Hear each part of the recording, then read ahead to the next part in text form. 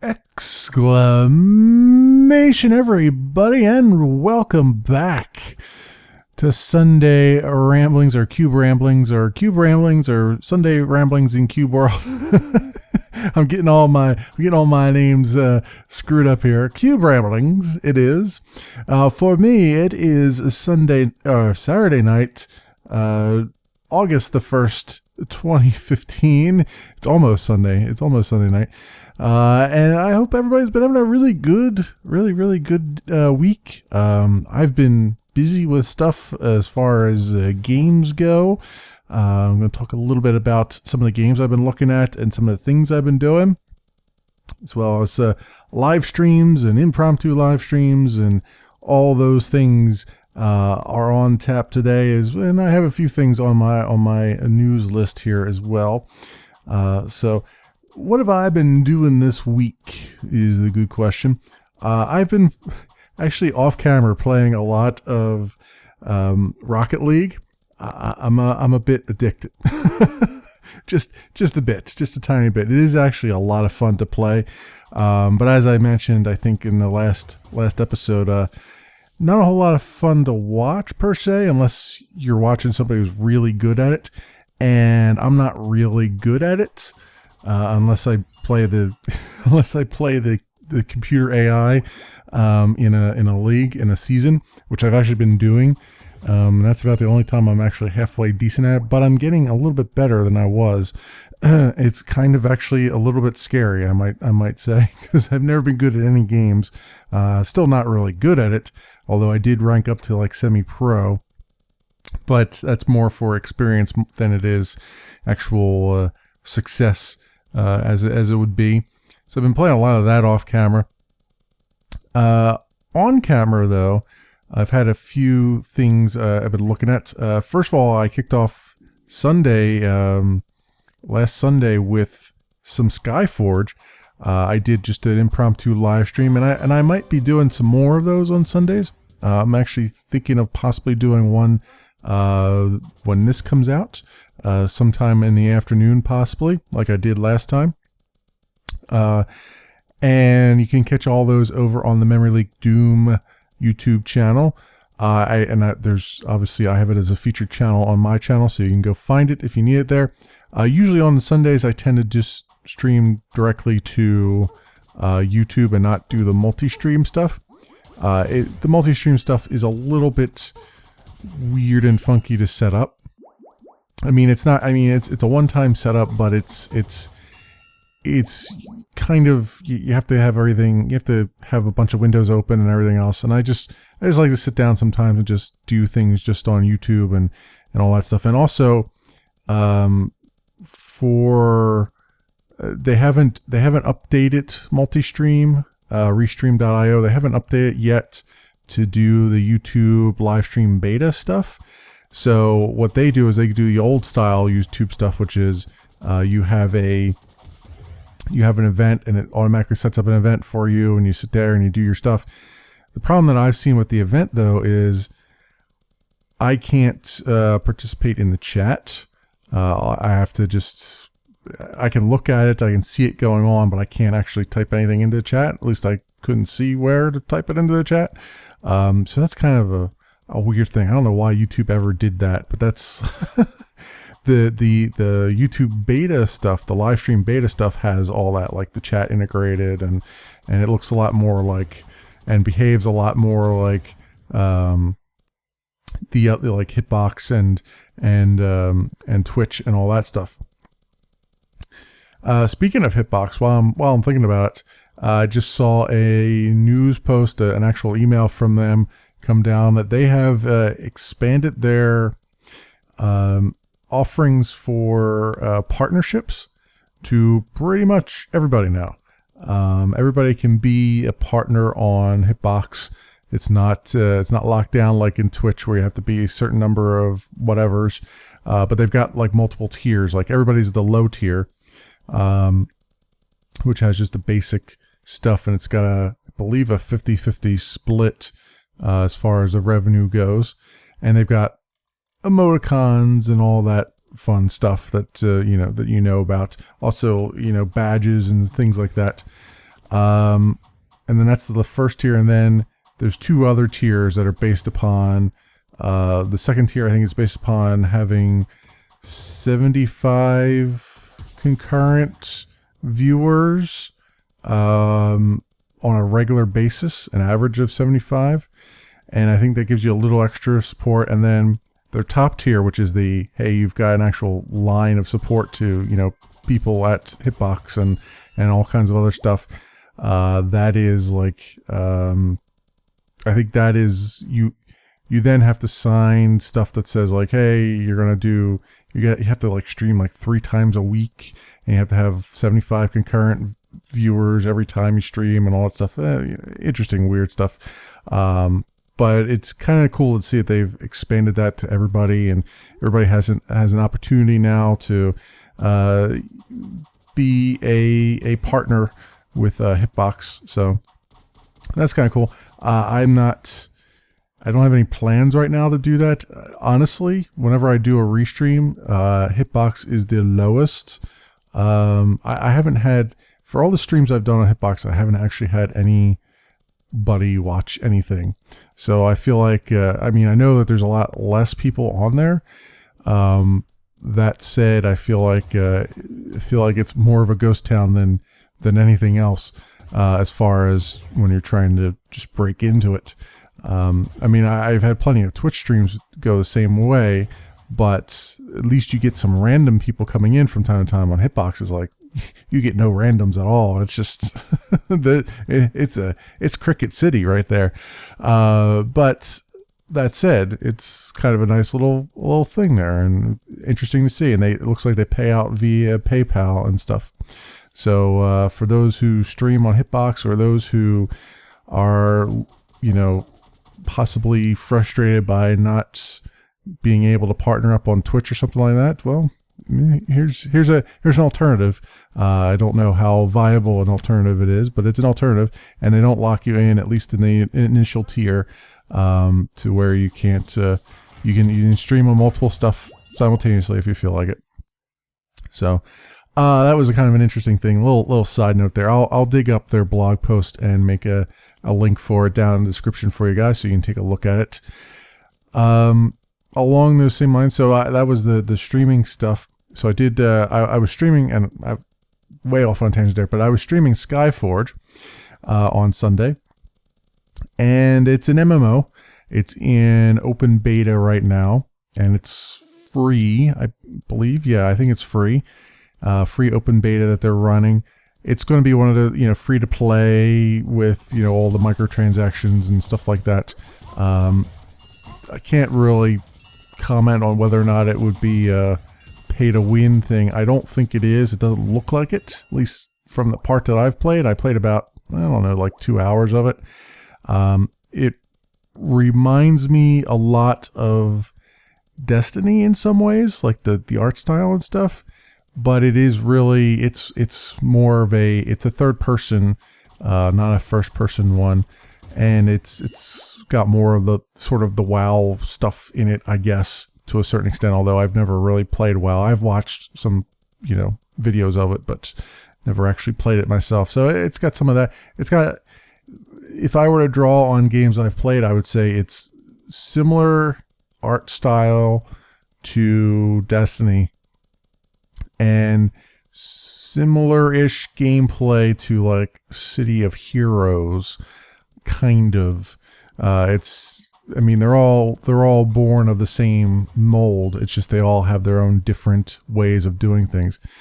The one thing I'll say though, it looks like it's one of those games that has like multiple freaking currencies in it. Like you need certain colored gems for this, and certain colored gems for that, and certain colored gems for this and that, and all the other thing. So if you're not into that kind of thing, and that does kind of sort of make it iffy for me a little bit too, but that's usually, from my experience, that usually means that's where they're going to do all their monetization around that. So it is what it is, but it's actually kind of nice. It's got the, you know, RPG mechanics in it. It's got a storyline that sort of is going along. You play a soldier who right away you get killed and you are resurrected. You become an immortal, and then you go around. It's all instanced from what I can tell. Some of the instances are multiplayer and some are single player. So the very first one that you go into is sort of a I forget what they call it. It's like I want to call it a realm, but it's more of an area. It begins with an R, whatever they call it. But the entire area is very similar to Destiny, where it drops you into an area and it says, here's a bunch of quests that you can do, and you can do them in whatever order you want. You can skip a few if you don't want them, so on and so forth. And then there's a main quest that's overarching that you're supposed to do before you leave. And so I did that, but that was a multiplayer instance. Other players would jump in with you, which anybody who's played something like that, where it's like a multiplayer instance type of thing, it's very similar. I saw the same kind of problem with Star Trek Online when playing that. It's it drops you into this multiplayer instance, and things spawn and respawn at a very high rate. You're just sitting there. You've cleaned out a group of enemies, and then all of a sudden they just spawn right on top of you right again, and it's just, oh, okay, I get it. It's they're trying to make it so that the respawn timers are small, so that everybody can get their hits in and get through their quests.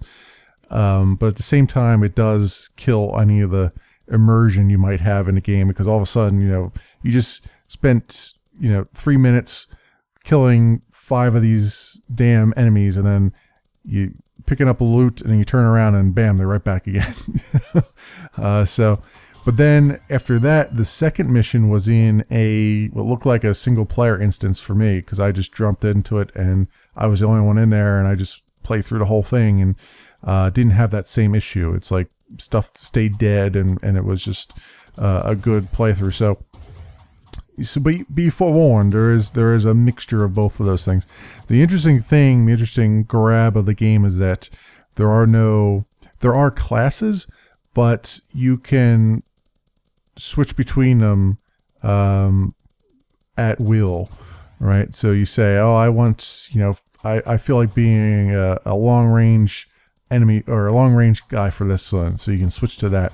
You can switch to the short range, melee guy, sort of, swords and shields and all that stuff. And then there's another one that's more of the, I guess I had sort of the magic user, which is kind of like a long range one. And then there's the sword guy, which I think is just a warrior. And then there's a third one that I don't remember the name of, and I haven't played it yet, so I don't know what exactly that entails. But I think there's only 3. There might be 4, but I'm pretty sure there's only 3 right now. And then as you kill bosses, you get drops for all of those classes. So the class I'm using uses a lens, or well, it was called a rod. So I was getting people's rods. Take that wherever you want to take that. And so I was, because I was like a magic user, a long range magic user, and I had this. You just carry around this like giant lens, and you just fire beams of light out of it and burn things.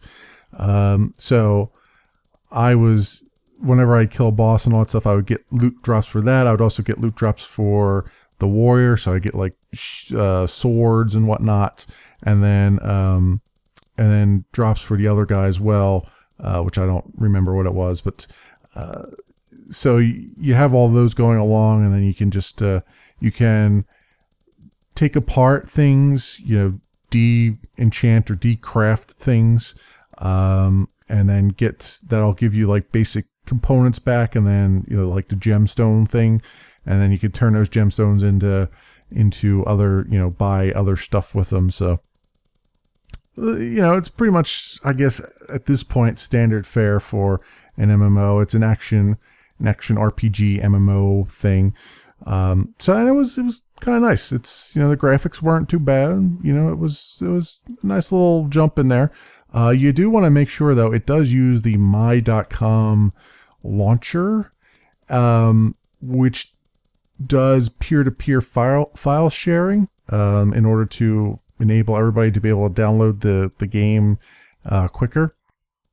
I would suggest if your internet is, your internet speed is throttled or interest or something that you are very protective of, you may want to, by default, it's turned on to do peer-to-peer sharing, but you can go under the settings and you can turn the seeding off after you're done downloading and installing it, installing the game. It's just, or you can just, close the app entirely after you're done with it in your, it goes down into your system tray. You could just get rid of it entirely, but you do need it in order to launch the game. So it's got to be running for that. But you know what I mean.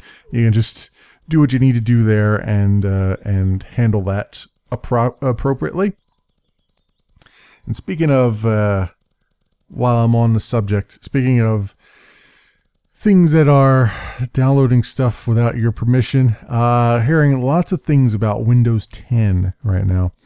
I know that Windows 10 is a big deal that everybody's interested in, particularly gaming, because it's got DirectX 12, which rumor has it has the same feature set as DirectX 11.3, which is available for Windows 7, is, I believe, the things that we're running now. So that whole kerfuffle about you need DirectX 12 for things may not actually be true, but it really depends on the developers and whether or not they force the version number on that or not. From what I've been hearing from people who have upgraded to Windows 10, I generally don't upgrade until it's been out for a couple months, because that's when I know that it's been well vetted by the community, and the community's found all the problems with it. And it's a good thing too, because there's a couple of interesting things there. First of all, a note to the wise. I realize that not everybody is a good technical knowledge base under their belt. But when you install a program, it's almost never a good idea to do express install.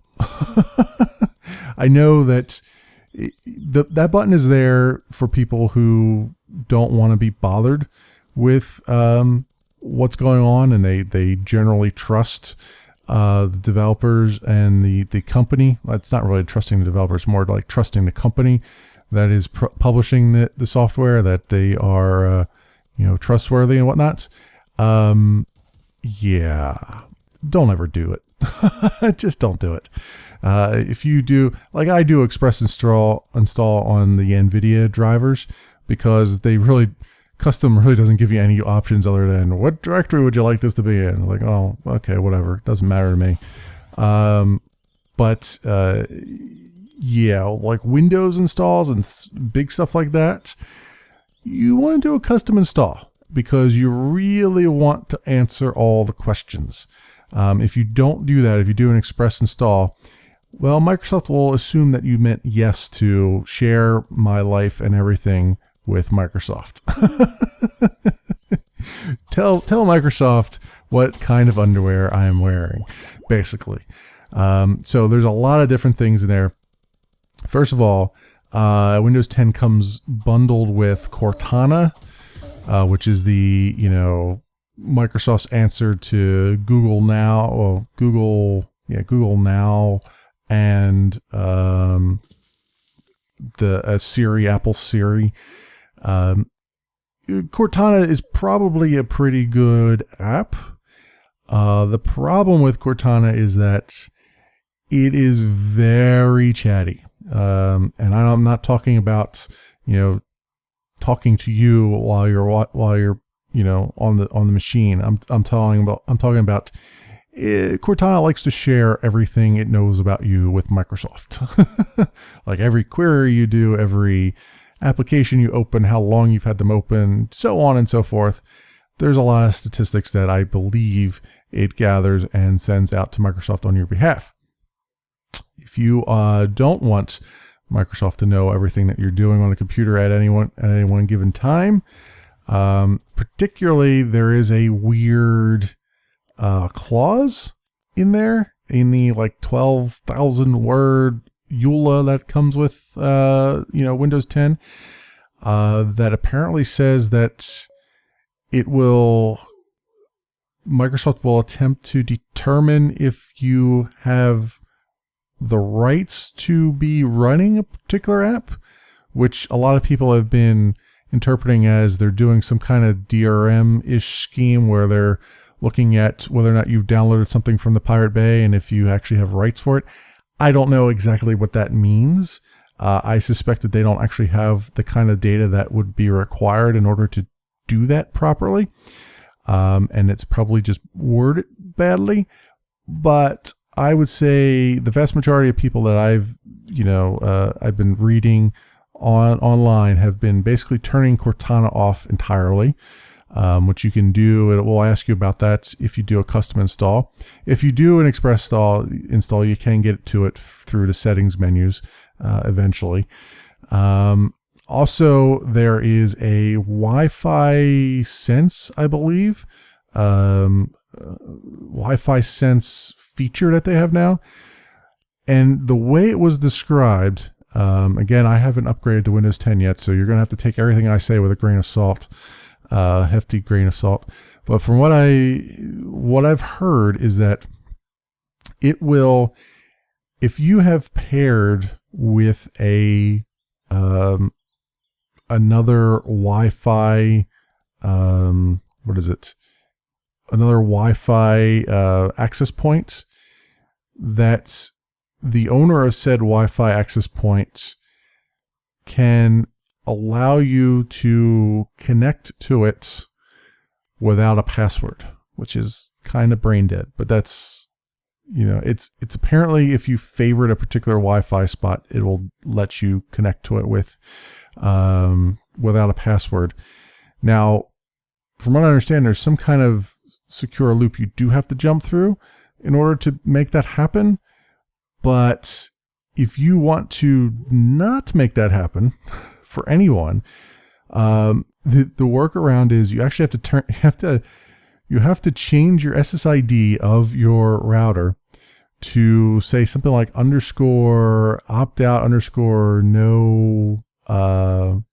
no connect or some weird long string. You have to add to the end of your SSID for Microsoft to not try to do the Wi-Fi Sense thing, which is just hilarious in its ridiculousness.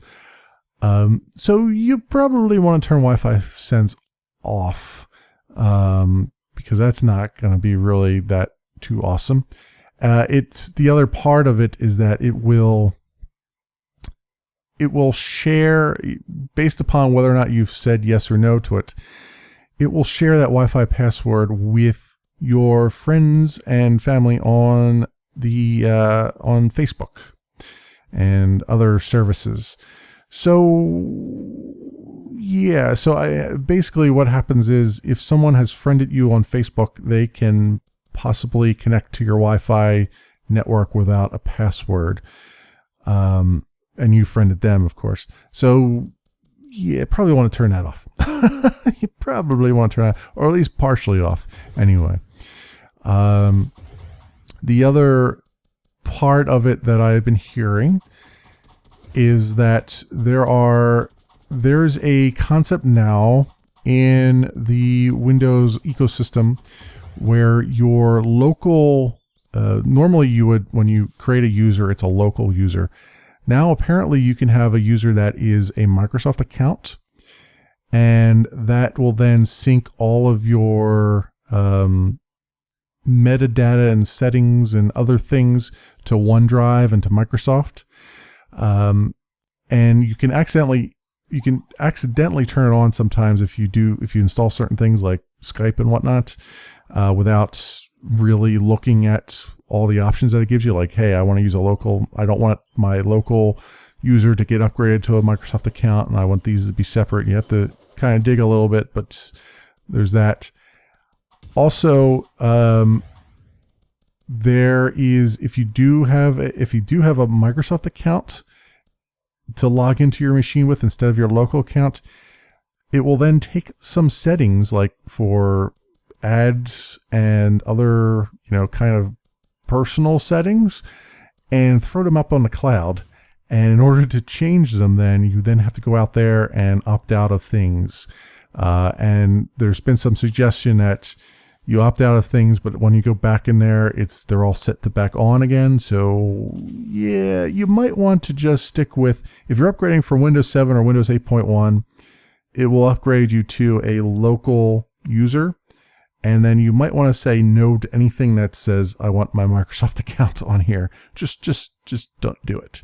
If you want to have any kind of privacy with anything. So those are like the big things that I've been hearing. The other side tangent to that is that apparently Windows 10 Solitaire is now got DLC attached to its hip.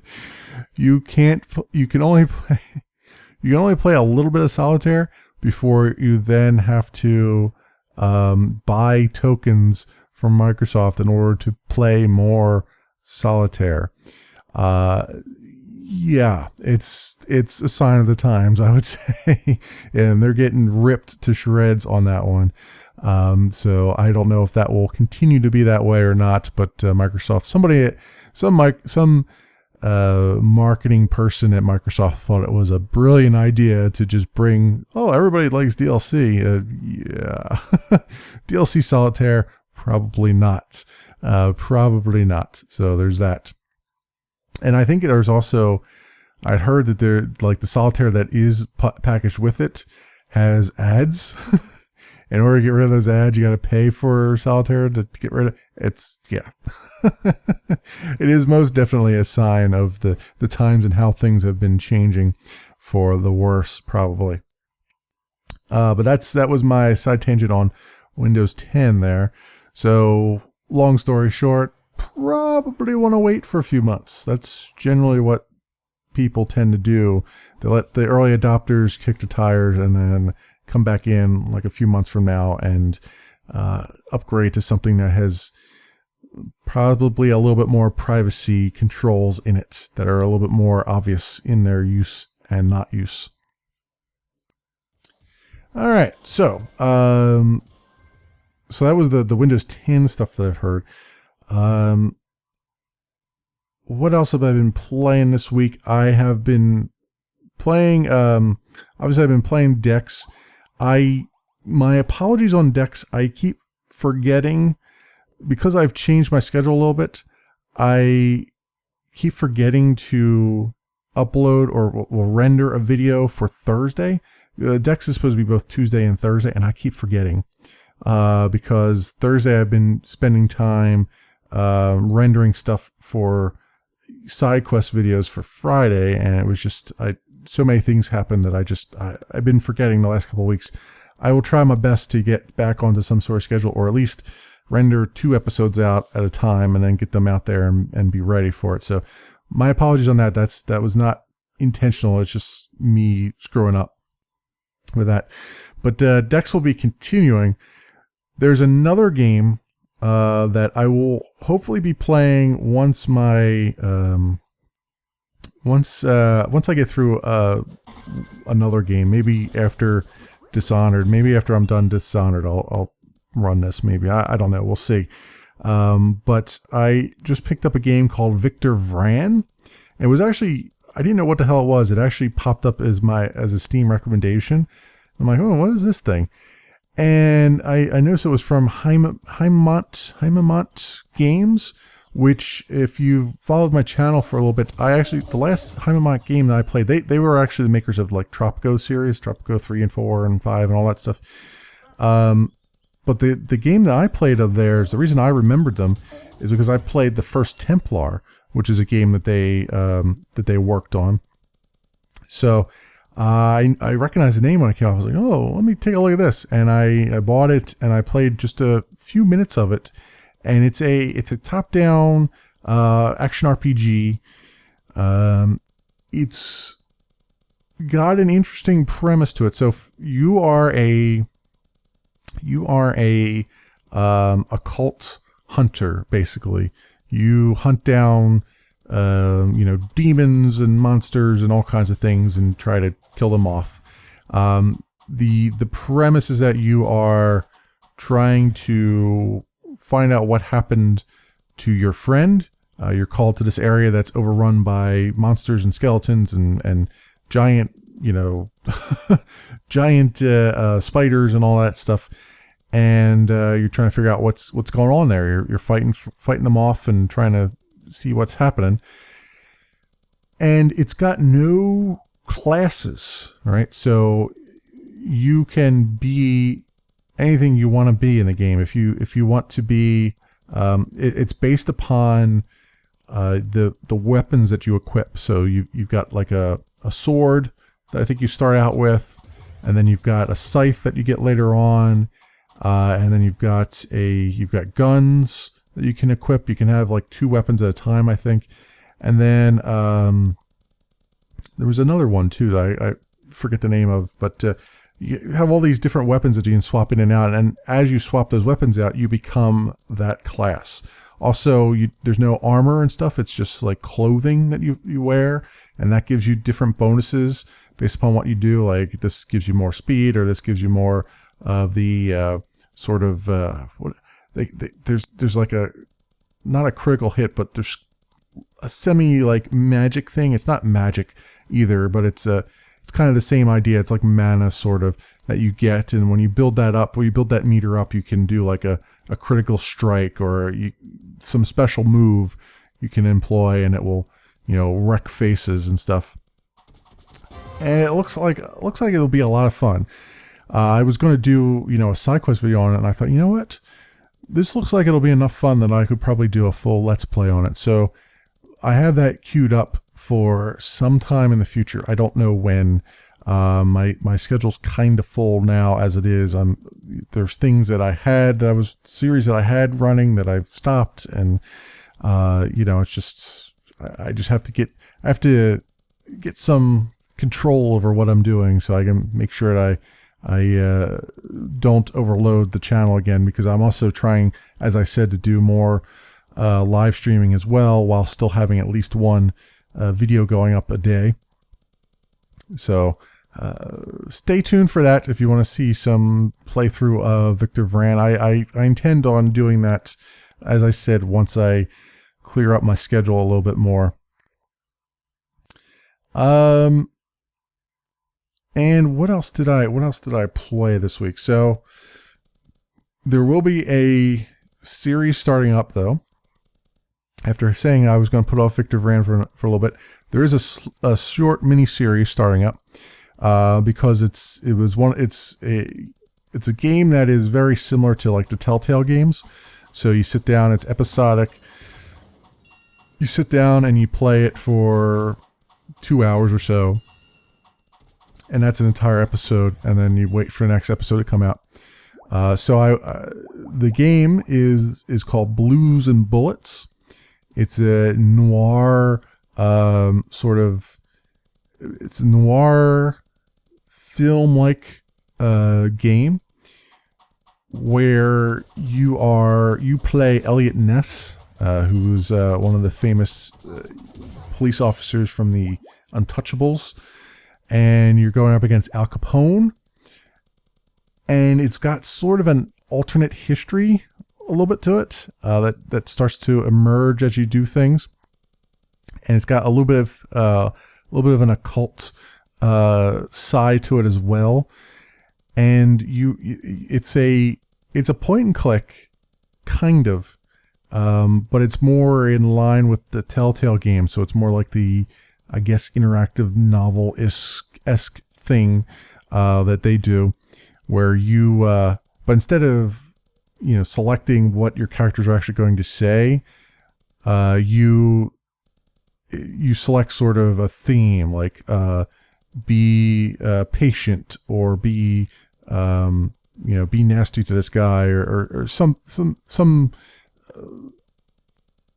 variation on that theme. and it's all in black and white with red. So like the blood is red, the red carpets are red, his tie is red.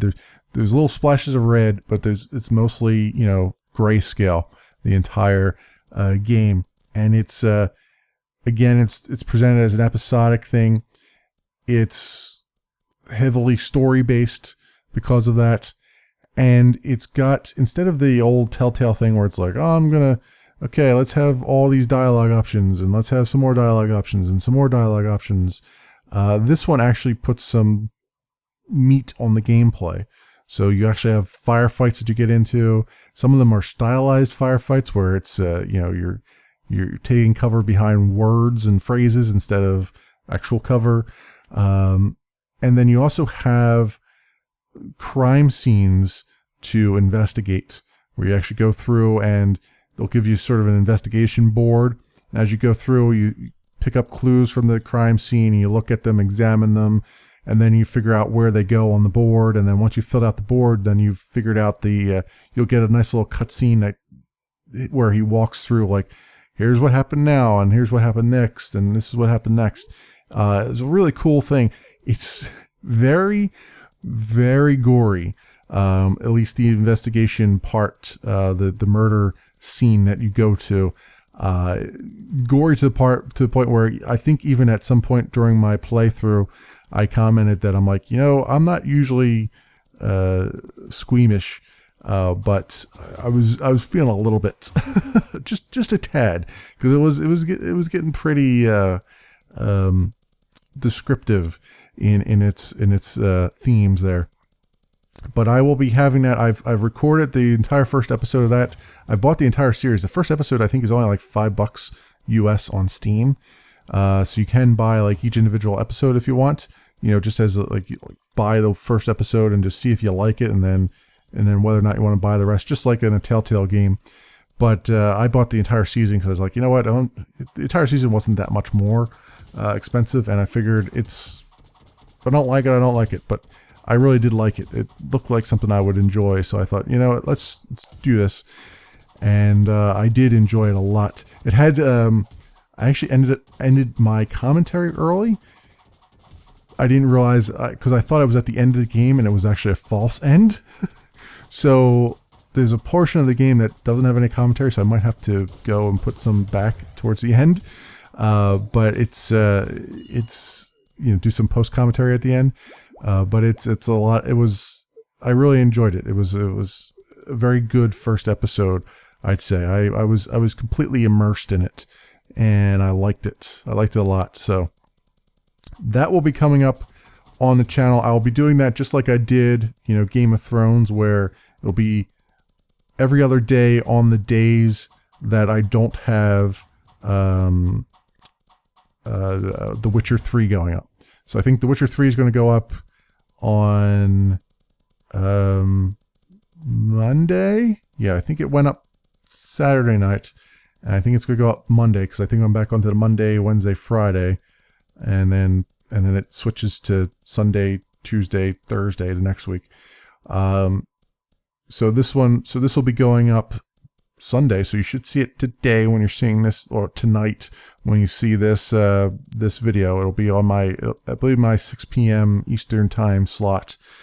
It'll go up on Sunday, and then on Tuesday, and then Thursday, and I probably am only going to get 3 episodes out of it, although I have almost 2 hours of footage. So we'll see, because I haven't edited it yet, and it does get a little slow around the crime scene, because I kind of got a little stumped for a little bit, and there's a few other scenes where I'm like, okay, where are these steps at? I saw the steps that I have to go up, and I can't find them. So it might end up being just 3 episodes of like 30 minutes each. So we'll see. I got that all queued up. I have to just edit it right now and render that out, and that will be good to go. We'll be good to go on that.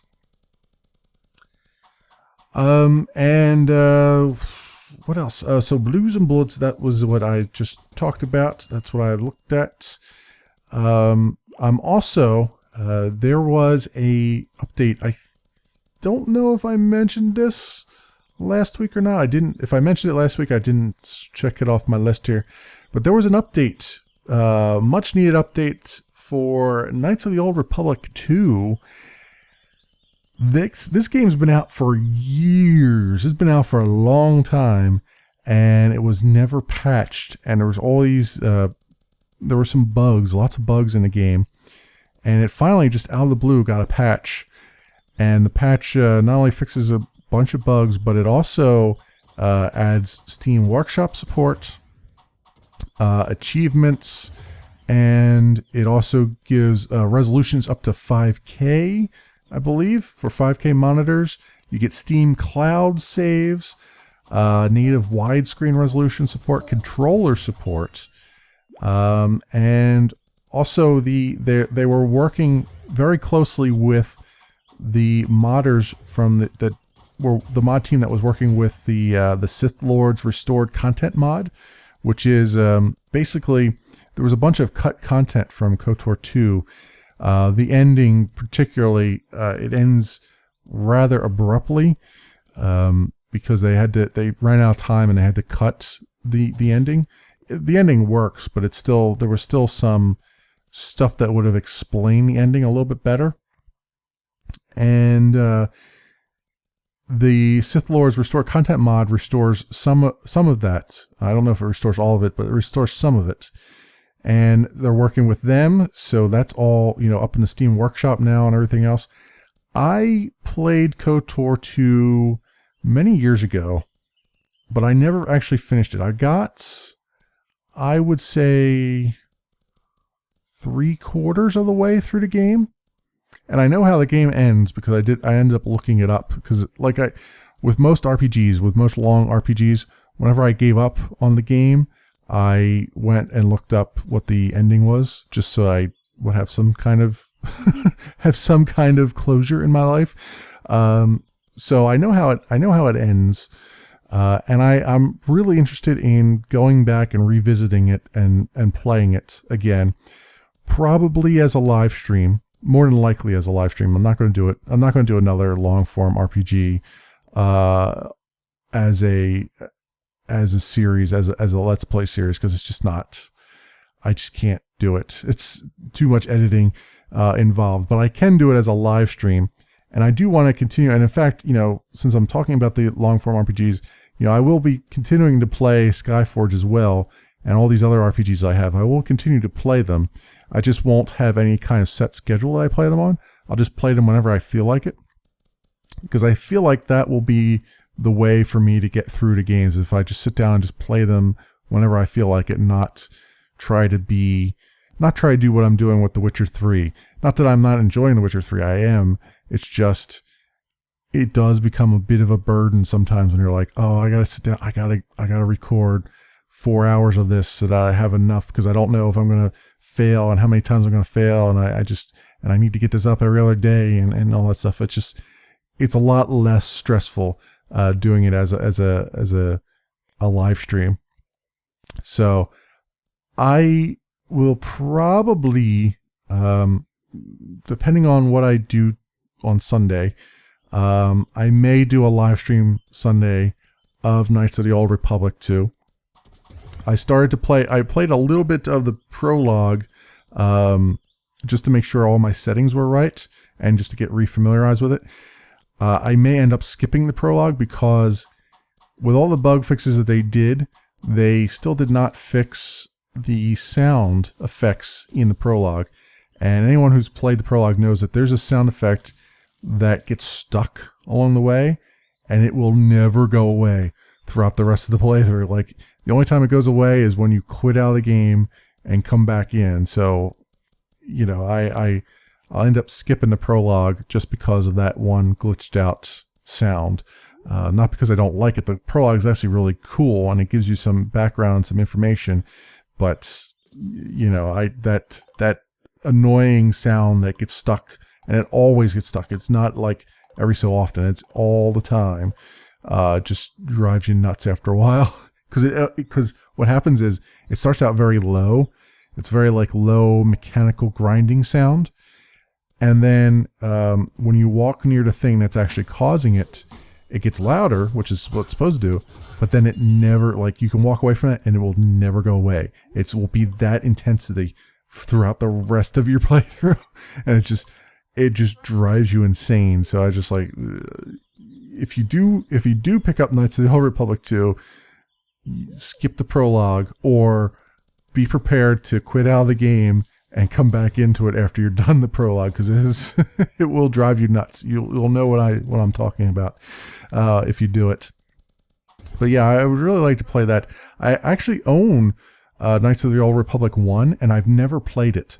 The first KOTOR that I played was Knights of the Old Republic 2, and I enjoyed that a lot. It just, after a while, I just had this thing with RPGs, long-form RPGs. After a while, I just get tired of them, and I just can't finish them.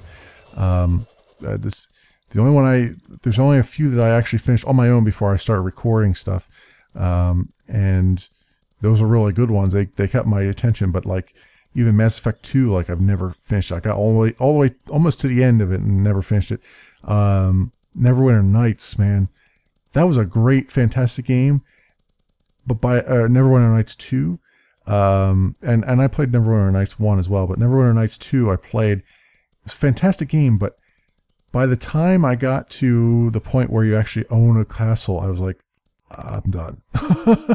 I'm done. This is the point I was looking for in the game, and now I'm done. I can't enjoy the game anymore. It's just like, I just can't. It's not happening. So that's why I'm doing it this way, where I'm just kind of doing it whenever I feel like it, and I'm going to do it as a live stream, and then everything will be cool. I'm worried about doing it as a live stream because it is a Star Trek. It is a Star Wars game, and I know for a fact that like you get 2 seconds of a Star Wars theme in anything, and it'll get flagged to hell and high waters. So I have to be very careful about it. I've got the hotkeys set up in OBS to mute the system audio if I run into that as it goes through, like the opening crawl and all that stuff. So hopefully everything will work out well. I don't want to lose the privilege to live stream on the live streaming channel I just created. I don't want to do that right now. I want this to go through fine. So that's KOTOR 2. That's some information on KOTOR 2. If you own it on Steam, you probably already have downloaded in the background the latest update, unless you don't have it installed. But yeah, it's there. I looked at it. It's still, I mean, the graphics are still dated. They didn't upgrade the graphics of the game. They just upgraded the resolutions that they run in. So, but now they have Steam Workshop support. Maybe we'll see some more stuff coming in. I've already actually installed the Sith Lords Restored content mod because I never played it. So I already got that from the Steam Workshop. So we'll be playing that. We'll be playing KOTOR 2, and we'll be playing it modded. And it will be a live stream, and it will be fantastic, I hope. I have so much confidence in my own abilities, I'll say that much. All right. So, what else? I think that's... so I just got, a few days ago, I got an email from a Kickstarter that I backed, and it's by the name of Superhot. And I've talked about Superhot a little bit before. It's a very stylistic first-person shooter that has the interesting mechanic where, well, first of all, the entire world is just white and red.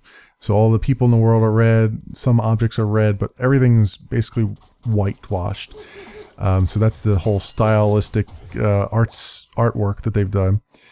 But the premise of the game is the time pauses when you're not moving.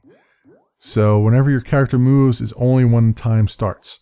So you move very, very slowly, and when your character moves, it's in slow motion. So you can move very slowly and sort of dodge bullets that are coming in and do various other things like finishing moves and all that stuff.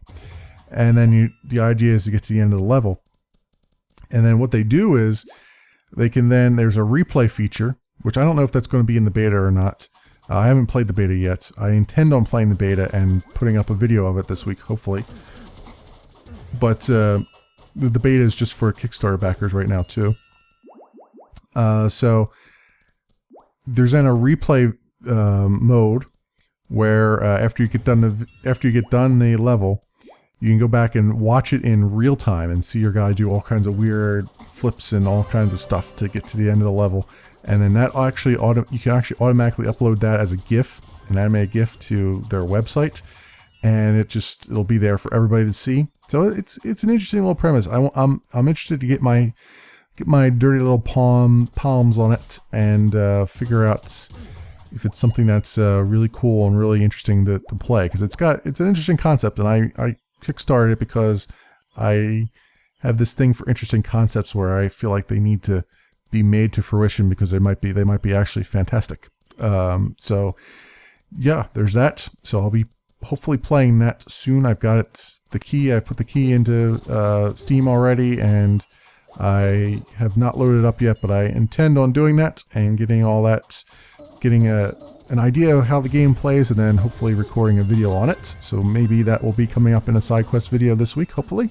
We'll see. A little bit more information on the Deus Ex Mankind Divided. Apparently, so we know that the new game, that they're handling bosses differently than they do in Human Revolution. Human Revolution, you pretty much had to kill the bosses, which is not really how you normally want a Deus Ex game to be. You want there to be options, but the boss battles were farmed out to another company, and that's what they did. They just made it so you had to kill the bosses. But in Mankind Divided, they're keeping it in-house, and they've revealed that, and I'll link you to a Destructoid article that talks about this, but they revealed this week that you'll actually have 3 options to take on bosses. I don't know if it's every boss, but at least some of them. You will have the lethal option, obviously, and then you have 2 non-lethal options, and they're kind of interesting. It's interesting that they gave you 2 non-lethal. One is, obviously, you can, like, tase their asses, probably, and maybe take them down that way. The other, from what I'm understanding, and I might be reading this wrong, but this is what my understanding, is you might be able to just talk to them, and talk them out of whatever they're doing, and then avoid a conflict altogether. So, that's kind of interesting. That'll be an interesting little mechanic to try out. Although, it may not make it so much fun, I guess, but at the same time it will give you that next level of immersion, I think, into the universe. And if there's one thing that Deus Ex franchise really knows how to do, it's to really get you immersed in the world that they've built. And I say that even for the game that everyone wishes didn't exist, which is Deus Ex 2 Invisible War. Honestly, it's a game that I really enjoyed, and I've been debating playing it, honestly, because I have it installed on Steam and everything, and I was just looking at it the other day, and I'm like, oh, this would be kind of nice. I mean, the graphics haven't held up too well, but I remember enjoying the game. I know a lot of people didn't enjoy it, but I remember really enjoying it. So someday maybe that'll be another live stream. Who knows? Who knows at this point? The sky is the limit. Who knows? But I wanted to just throw that one out there so that you can go take a look at that and get even more excited for Mankind Divided as I am right now. All right, I think I have time for one more thing. So, Steam security. Steam had a little bit of a security problem earlier in the week. You may or may not have heard that a bunch of well-to-do, well-known people and some not-so-well-known people on Steam had their accounts, quote-unquote, hijacked. It turns out their accounts weren't really hijacked, but there was a bug in the forgot password stuff on the website for Steam powered, and people were able to request a password reset for other people, for other users, and then leave it blank. So there's a field that you have to fill in that's like a security field, and you have to fill that in, and then that would identify you as the owner of the account. Apparently, you could just leave that blank and change somebody else's password. You still couldn't gain access to their accounts, from what I understand, because you couldn't gain access to them if you had SteamGuard, if they had SteamGuard on, from what I understand. But you could at least do that, which was a bit of a problem because people were getting locked out of their accounts left and right. But Steam has since fixed that security flaw, and everything should be copacetic and good. So just wanted to throw that one out there because that almost flew under the radar, almost. But thankfully, it was put out there. I think Valve is notoriously not very good at making their customers aware of things, or even having any kind of customer support for that matter. So that kind of thing gets a lot of press attention because Valve is generally quiet about all that stuff. And apparently that was a flaw that they knew about for several days before it finally became public. So that's a thing. That is a thing. Well, I hope that everyone has been enjoying Game of Thrones: A Nest of Vipers. That series should be over. There's one more episode of the Game of Thrones, Telltale Game of Thrones. That will be episode 6. I don't know what the title of that will be, but that'll probably be another couple months before that comes out. I'll be perfectly honest.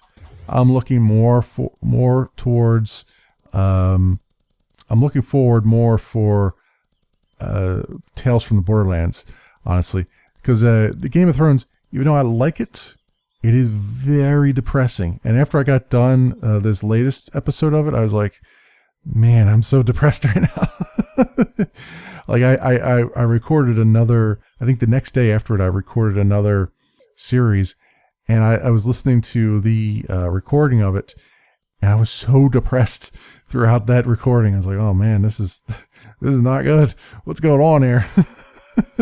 But we only got one more to go, and that might be it. At least I don't know if they'll do a second season of it or not, but we'll have one more episode of Game of Thrones eventually coming out. But like I said, I'm looking forward more towards two things now, towards Tales from the Borderlands, and towards three things really. Tales from the Borderlands, looking for Minecraft story mode. I'm kind of interested in playing that. And then, of course, the Blues and Bullets, which you'll see, which is not Telltale. That's a completely different company. So I'm looking forward to those things. So more of that will continue. It just will be, it'll just be a different flavor of the same thing. Also, this week I took a look at Satellite Rain. It's a cyberpunk top-down RPG game. I took a very long look at it. It took like over 2 hours, side quest video on it, which took about 3.5 hours to render. I actually rendered it overnight. It was, it's interesting. There's still a lot of bugs in it. I enjoyed my time in it. I can see what they're doing with it.